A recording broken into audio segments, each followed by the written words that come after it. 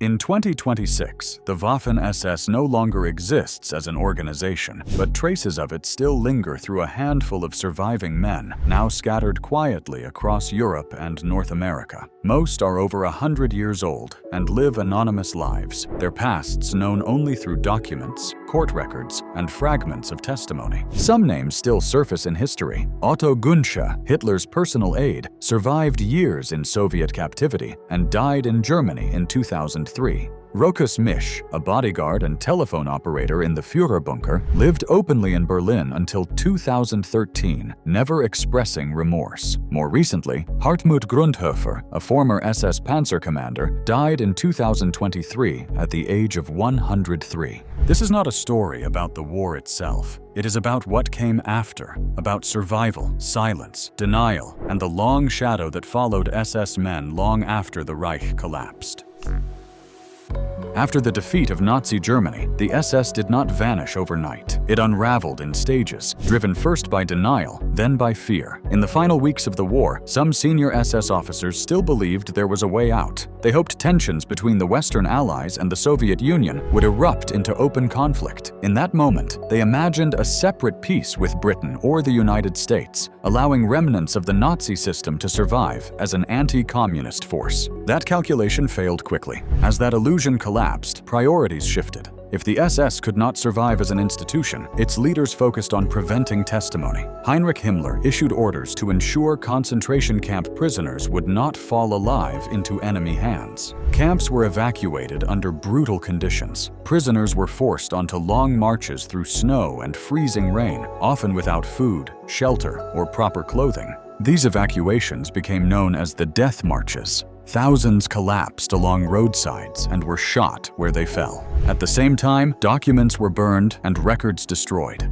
The goal was simple: remove witnesses, erase proof. As Allied forces advanced deeper into Germany, violence spread to other detention facilities. Prisoners held in Gestapo and Kripo prisons were executed in growing numbers. Control weakened by the day. On May 6, 1945, Karl Dönitz, Adolf Hitler's successor, removed Himmler from all positions of authority. Himmler had promised his men that he would take responsibility for the SS. Instead, disguised and attempting to flee, he chose suicide after capture. Other SS leaders followed the same path. Those who did not began running. For a brief moment, authority passed to Ernst Kaltenbrunner. By then, the title was meaningless. The SS no longer functioned as an organization. It fractured into individuals acting on rumor, instinct, and fear. Some were captured almost immediately. Others disappeared into the chaos. For ordinary SS soldiers, survival became a physical problem. Germany's infrastructure lay in ruins. Railways were destroyed. Bridges were down. Roads were cratered. Many soldiers walked hundreds of kilometers toward their homes, crossing rivers by swimming and sleeping in fields. Cities offered only rubble and hunger. The countryside became the only refuge. Fear dictated every choice they made.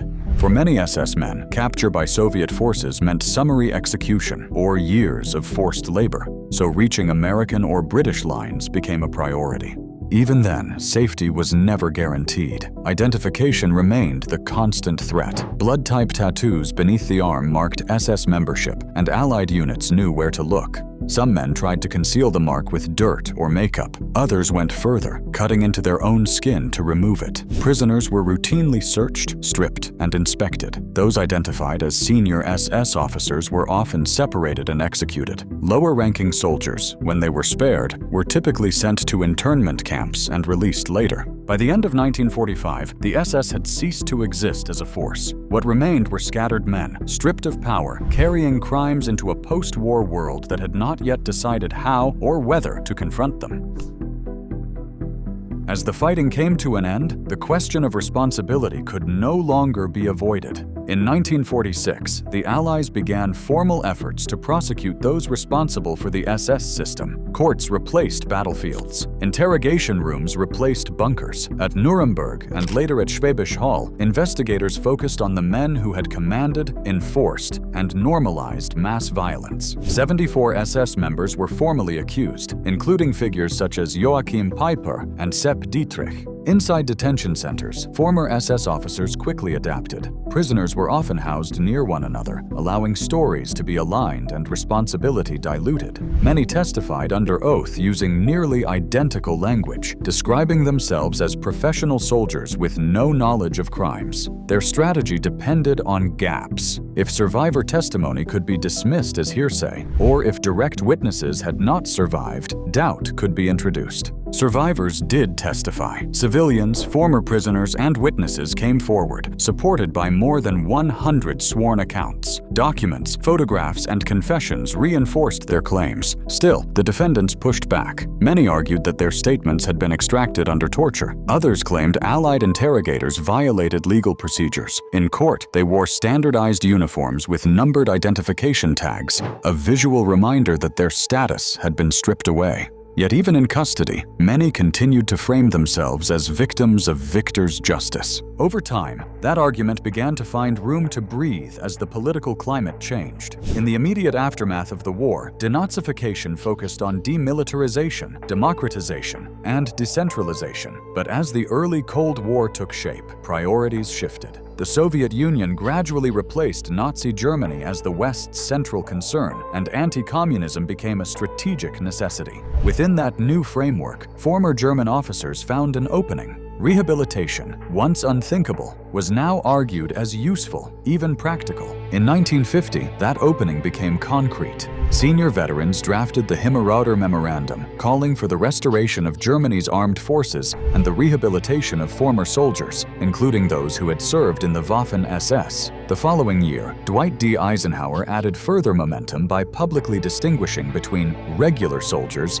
and the criminal leadership around Hitler. This distinction had real consequences. Wehrmacht veterans began receiving pensions and public recognition. Waffen-SS members did not. They remained officially classified as part of a criminal organization, excluded from the benefits now flowing to others. That exclusion became a catalyst. Even before these decisions were finalized, former SS leaders had begun organizing. In 1949, they founded HYAG, the Mutual Aid Association of former Waffen-SS members. Its early spokesmen included Paul Hauser, joined by Felix Steiner and Herbert Giele. In later years, figures such as Kurt Meyer and Wilhelm Bittrich added their influence. On the surface, HYAG presented itself as a support network, offering legal assistance, camaraderie, and help locating missing comrades. Beneath that, its deeper purpose was clear. It aimed to reshape how the Waffen-SS would be remembered. Through publications like Der Freiwillige, HYAG claimed the Waffen-SS had been a legitimate fourth branch of the Wehrmacht. Courts rejected that argument. The record was clear. Still, the campaign continued. HYAG organized rallies, memorial services, and public gatherings designed to normalize its narrative. In 1952, a large event in Verden emphasized themes of honor and justice. A year later, solstice celebrations featured Nazi songs and symbolism. Attempts to commemorate convicted war criminals, including Max Simon, provoked public outrage and media backlash. Over time, scrutiny tightened. HYAG's rhetoric began to cost more than it gained. Public tolerance eroded, government support faded, and membership steadily declined. By the early 1990s, the organization had lost its influence. In 1992, HYAG formally dissolved, ending its public campaign to rehabilitate the Waffen-SS. On paper, the effort had failed, but the ideas behind it did not disappear. The need to protect, defend, and reframe certain pasts simply moved out of view. As one network collapsed under scrutiny, others operated more quietly, relying less on rallies and publications and more on personal loyalty, private funding, and silence. And it was within those unseen channels that the next chapter of post-war survival was already taking shape.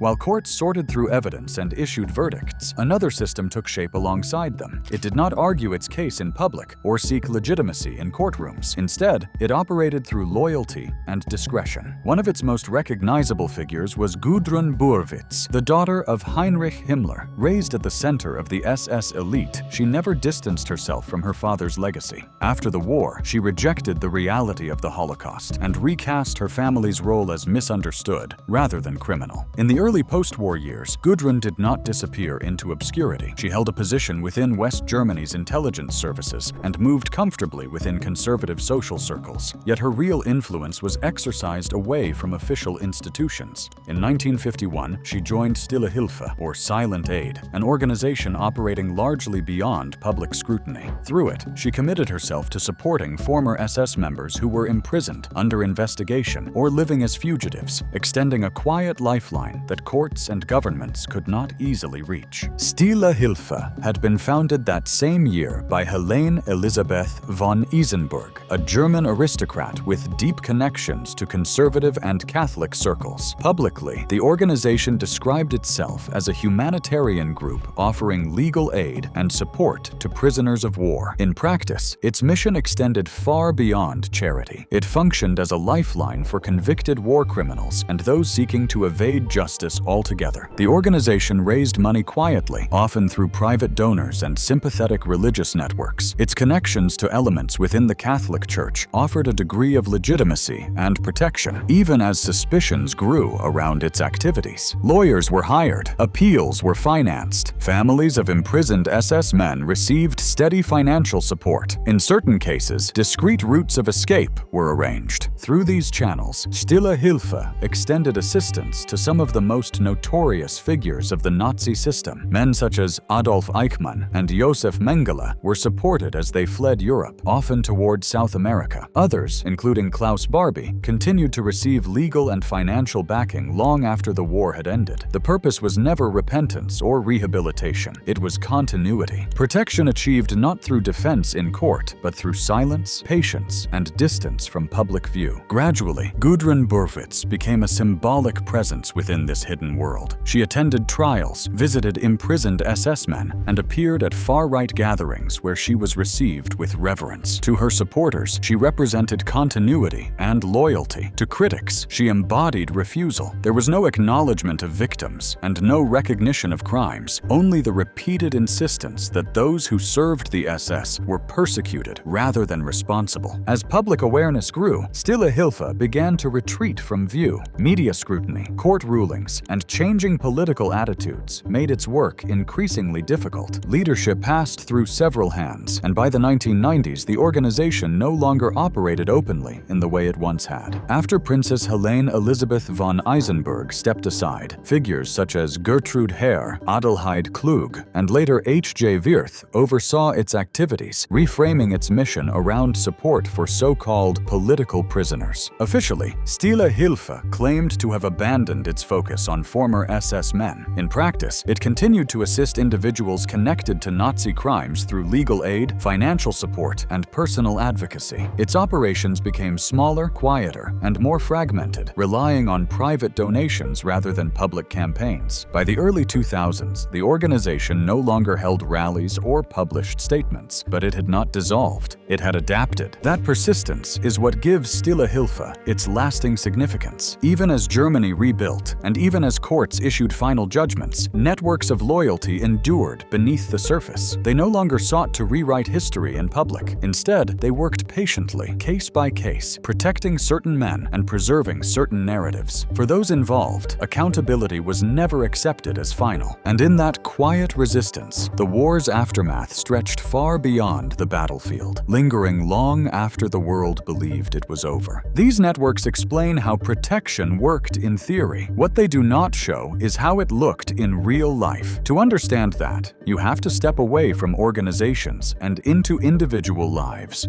Men who were no longer hiding in jungles or safe houses, but living openly among civilians. One of them was Rokus Misch.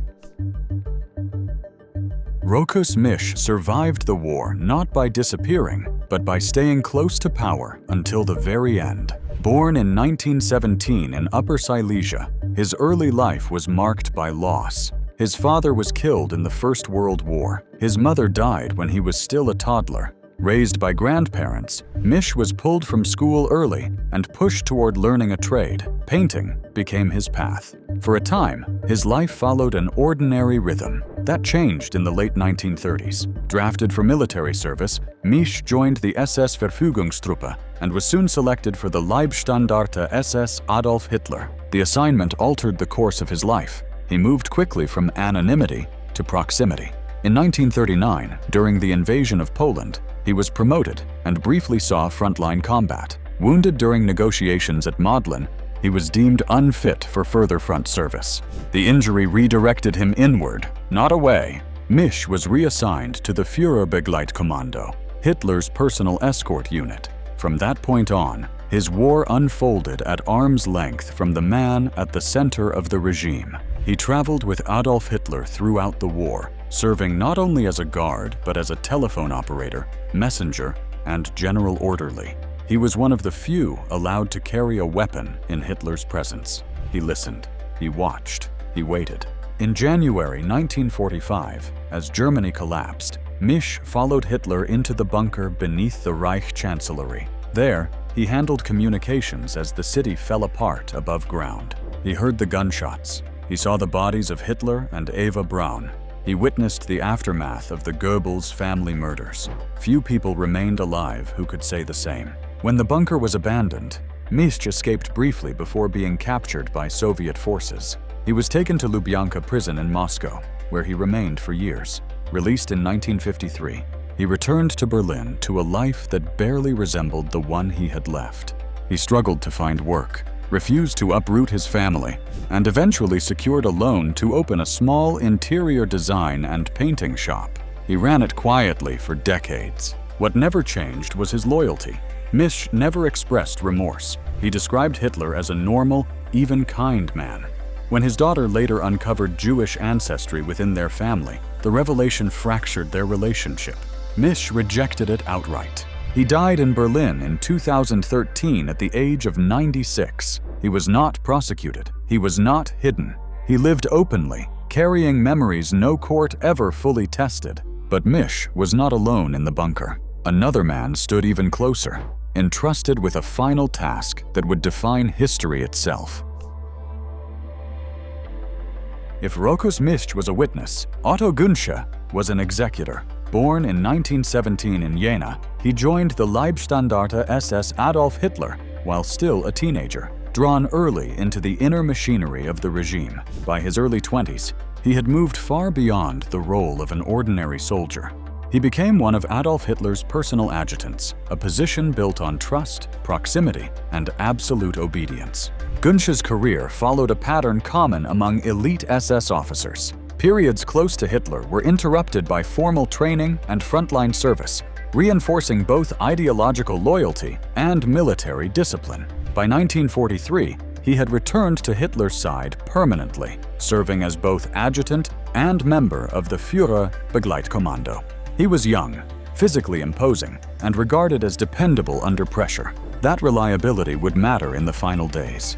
As Berlin fell in April 1945, Günsche remained inside the Führerbunker. There, Hitler issued him a final specific order.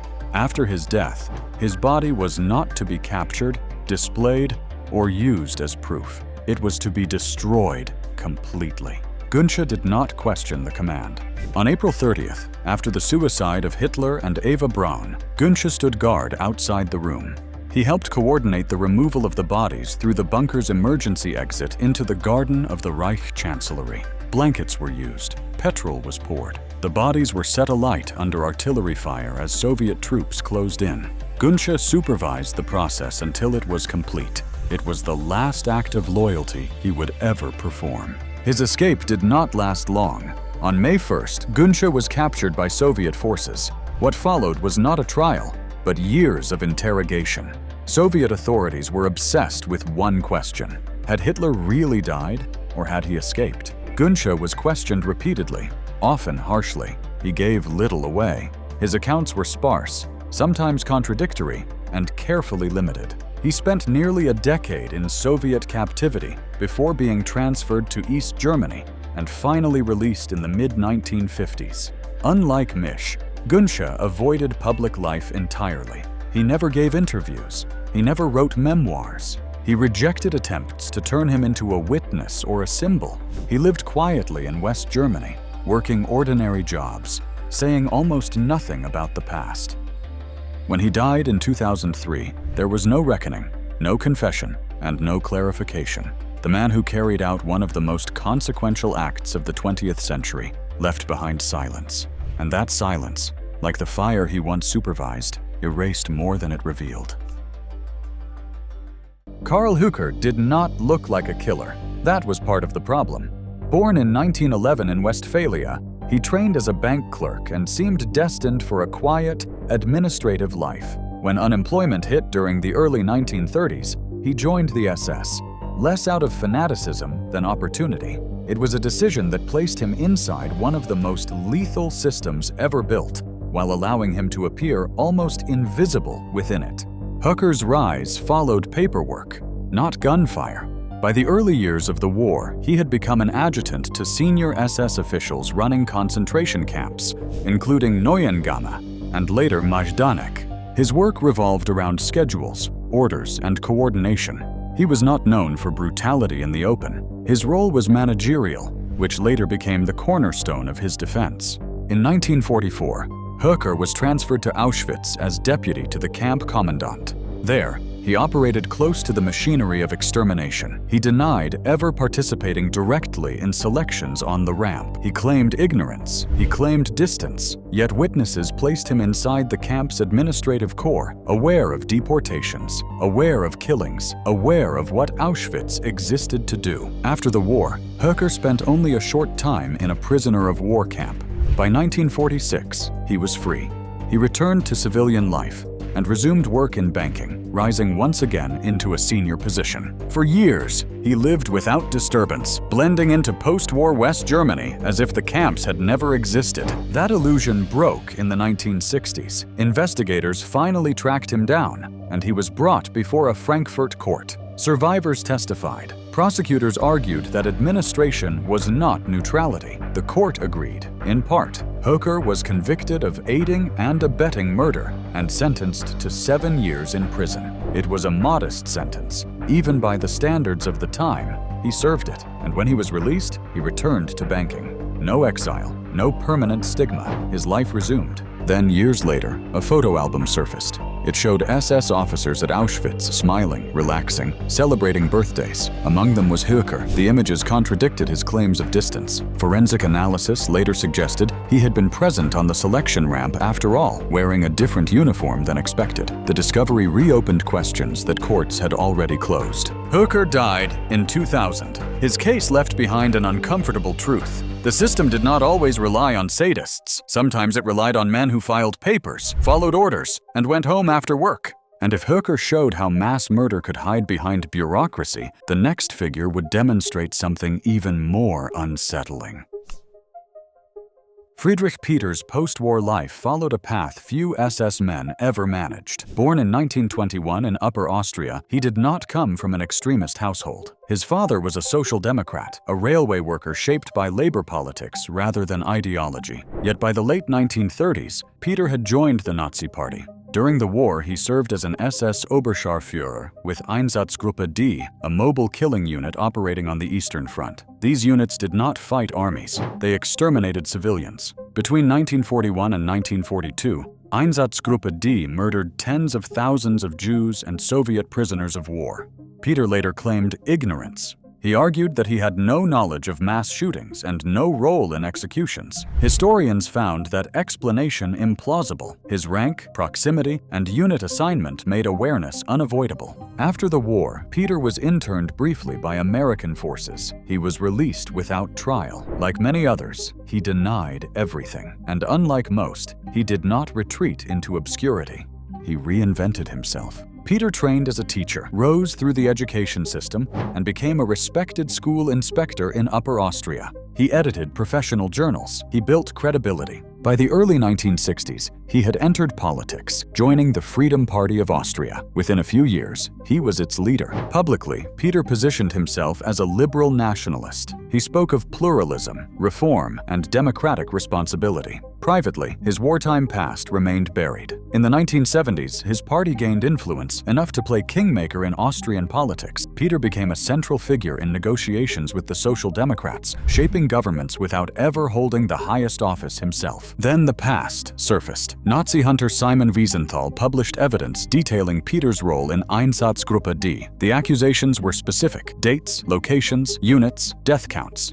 Peter did not deny his SS service, but he rejected responsibility. He insisted he had been a soldier, not a murderer. What followed shocked many observers. Austrian Chancellor Bruno Kreisky, himself Jewish and a victim of Nazi persecution, publicly defended Peter. He attacked Wiesenthal instead, accusing him of political manipulation. The debate split the country. Accountability collided with expediency. Peter remained politically active, shielded by alliances and ambiguity. Eventually, pressure mounted. Peter stepped back from formal leadership, but continued to influence the party behind the scenes. He withdrew fully from politics in the early 1990s and died in 2005, never prosecuted, never convicted. His story revealed a deeper truth about the post-war world. Justice was not only shaped by evidence, it was shaped by timing, alliances, and political need. Some men were hunted across continents. Others were absorbed into institutions meant to represent the future. And as Peter demonstrated how an SS past could be neutralized through respectability and power, another case would show a different route. Not reinvention through politics, but survival through distance, paperwork, and decades of legal delay in a country far from Europe.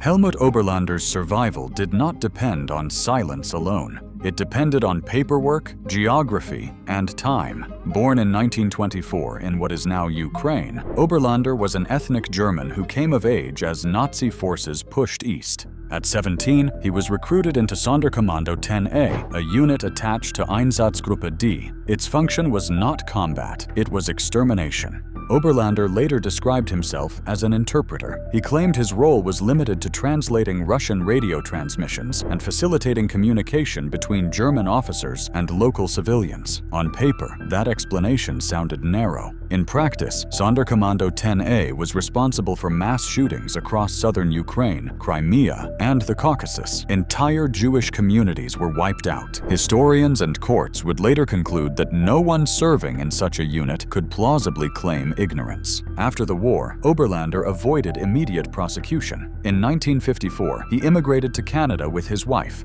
Settling in Ontario, he built a successful life, ran a construction business, and became a Canadian citizen. For decades, his past remained buried beneath immigration forms and sworn statements that omitted his wartime service. That silence eventually broke. In the 1960s and 1970s, German investigators and Canadian authorities began reopening cases tied to Einsatzgruppen crimes. Oberlander admitted his service but maintained his innocence, repeating the interpreter defense. Canadian courts were forced to confront a difficult question. Was proximity enough? Did assistance equal complicity? What followed was one of the longest legal battles involving a Nazi suspect in Canadian history. Nearly 3 decades, Oberlander faced repeated attempts to revoke his citizenship. Courts ruled, appeals followed. Decisions were overturned, reinstated, challenged again. Each time, Oberlander aged. Witnesses died. Evidence grew harder to reassemble. Canadian judges acknowledged the atrocities committed by Sonderkommando 10A. They also acknowledged Oberlander's presence within it. Still, criminal conviction proved elusive. The issue shifted from prosecution to citizenship. Had Oberlander lied to enter the country? Had Canada been deceived? By the late 2000s, the answer was yes. His citizenship was revoked once more, and deportation proceedings advanced. Germany signaled willingness to take the case. Time, however, intervened. In 2021, Helmut Oberlander died in Ontario at the age of 97 before any final resolution. He was never tried for murder. He never faced a courtroom reckoning for the massacres his unit carried out. His case exposed the limits of post-war justice in democratic systems bound by procedure, delay, and the burden of proof. But Oberlander's story, for all its frustration, still followed the rules of law. The next path did not. It led away from courts entirely, toward protection offered by authoritarian power, foreign intelligence, and a life spent openly beyond reach. Alois Alois Brunner did not drift into the machinery of genocide. He was built for it. Born in 1912 in what was then Austria-Hungary, Brunner joined the Nazi Party early and quickly aligned himself with the most radical elements of the regime. By the late 1930s, after the Anschluss, he entered the SS and was absorbed into Adolf Eichmann's deportation apparatus. From that point on, his role was clear. He organized removals. He solved logistical problems. He made trains run on time. Brunner became one of the most effective deportation officers in Nazi Europe. In Vienna, Slovakia, Greece, and France, he oversaw the forced transport of tens of thousands of Jews to extermination camps. In Paris, as commandant of the Drancy transit camp, he ruled through intimidation and violence. Witnesses later described him as openly sadistic. He beat prisoners. He shot detainees personally. Unlike many SS officials, Brunner did not hide behind paperwork. He was present. He was active. As the war ended, Brunner did what many failed to do. He vanished cleanly. For a time, Allied authorities confused him with another SS officer of a similar name. Exploiting that mistake, Brunner obtained false documents and even worked briefly for American military units in post-war Germany. By the early 1950s, he had slipped out of Europe altogether. His destination was the Middle East. Using a Red Cross passport and a false identity, Brunner settled in Syria. There, he found something most fugitives never did: protection. The Syrian regime valued his experience in intelligence,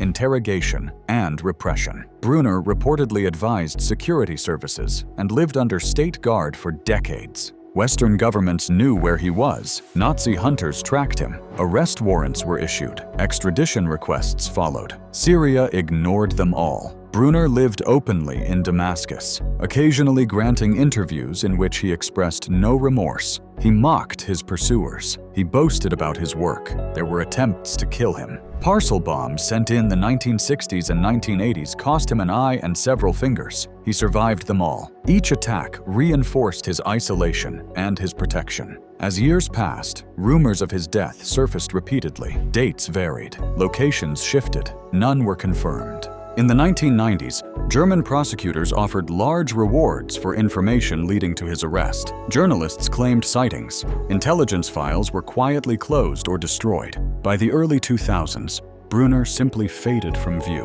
Whether he died alone in a Syrian cell or under official care remains uncertain. What is certain is this: Brunner never faced a courtroom. He never answered questions. He never apologized. His life ended beyond reach, shielded by a regime that found his skills useful. But not every participant in the Holocaust relied on violence, escape routes, or foreign protection. Some stood beside the killing process quietly, recording numbers, handling money, and convincing themselves that observation was not participation. Oskar Gröning did not arrive at Auschwitz expecting murder. Born in 1921, raised in a household shaped by nationalism and discipline, he believed in order, duty, and obedience. As a young man, he joined the SS convinced he was serving Germany, not a crime. When he was sent to Auschwitz in 1942, he was told little. What he encountered changed nothing. He stayed. Gröning's assignment was administrative. He handled money taken from arriving prisoners. He sorted currency.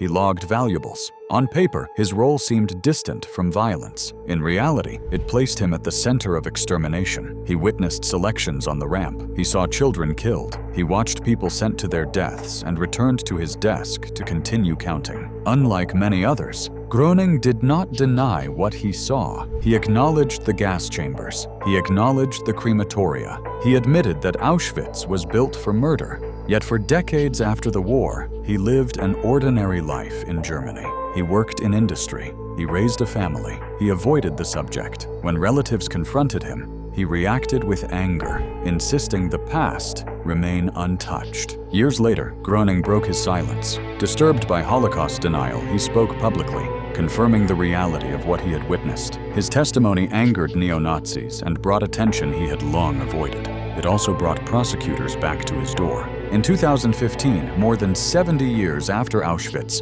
Gröning stood trial, not for killing, but for enabling, for accounting, for presence. The court ruled that participation in the system itself was criminal. He was convicted as an accessory to the murder of hundreds of thousands and sentenced to prison.